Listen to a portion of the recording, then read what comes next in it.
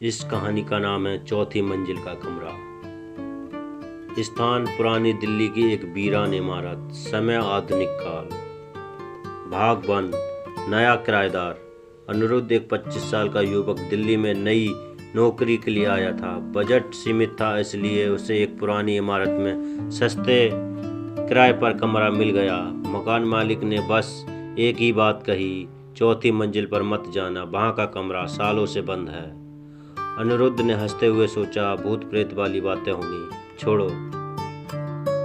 भाग 2। आवाजें जो सोने नहीं देती। पहली 2 रातें तो ठीक रहीं। तीसरी रात 2:45 पर ऊपर से किसी के चलने की भारी आवाजें आने लगी, जैसे कोई फर्नीचर घसीट रहा हो, लेकिन चौथी मंजिल पर कोई रहता नहीं था।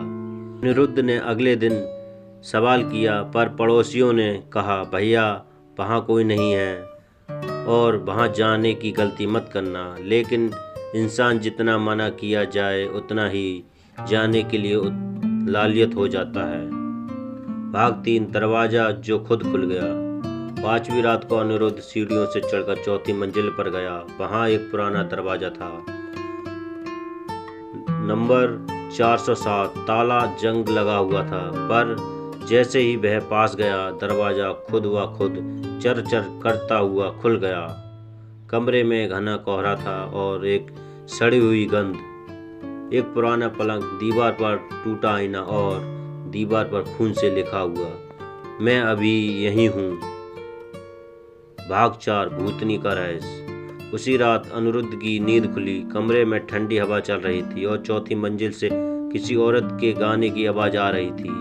वह डरते हुए ऊपर गया। कमरे में एक औरत खड़ी थी, सफ़ेद साड़ी, झुके बाल और चेहरा पूरा काला, जैसे जल गया हो। उसने धीमे से कहा, तुमने दरवाज़ा क्यों खोला? अब तुम भी यहीं रहोगे? अगली सुबह अनिरुद्ध का कोई पता नहीं था।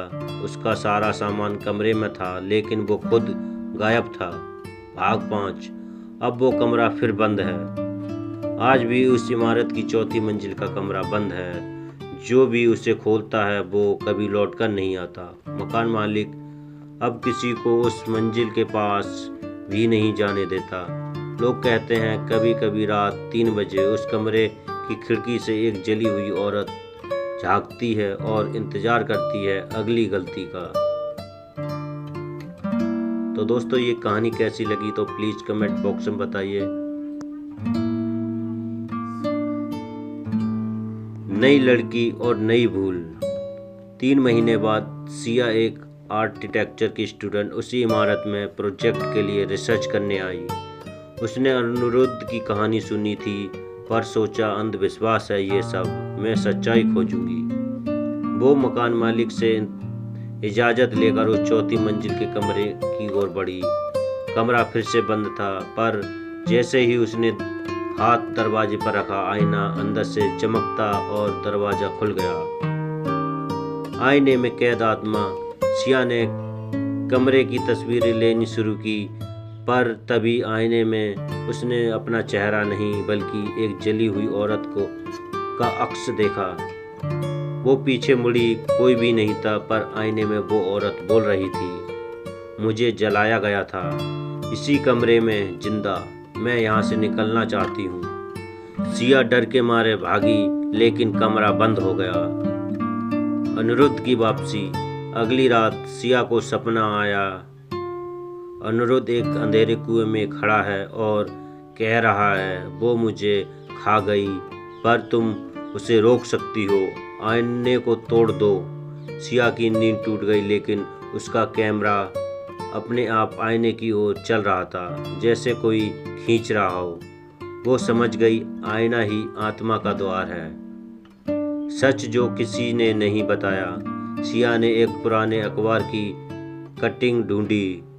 1993 में चौथी मंजिल पर एक नवविवाहिता को उसके पति ने जिंदा जला दिया था। पुलिस ने सब नहीं पाया, कहा गया वो गायब हो गई। उसी दिन से वो कमरा बंद था और अब उसकी आत्मा वहीं बसी थी। आईने का अंत। सिया अगले दिन हथौड़ा लेकर कमरे में घुसी। आईना अब पूरा काला हो चुका था। जैसे ही उसने उसे तोड़ना चाहा, पर औरत की आत्मा चीख उठी, नहीं, अब तुम भी फंसी हो यहाँ। लेकिन सिया ने पूरा जोर लगाया और आईने को चकनाचूर कर दिया। सारे कमरे में एक काली धुआं उठी, खिड़कियां खुल गईं और एक जोरदार चीख के साथ आत्मा गायब हो गई। शांति।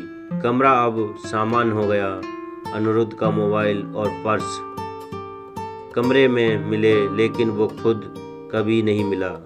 सिया ने वह कमरा सील करवा दिया, लेकिन आखिरी सीन में कैमरे की रिकॉर्डिंग में कुछ सुनाई देता है। तो दोस्तों, ये कहानी कैसी लगी तो बताइए कमेंट बॉक्स में। आईना टूट गया, पर अब मैं तुम्हारी परछाई हूँ। तो दोस्तों, इसका अगला पार्ट चाहिए तो कमेंट बॉक्स में बताइएगा। मिलते हैं दोस्तों ऐसी कहानी के साथ। धन्यवाद।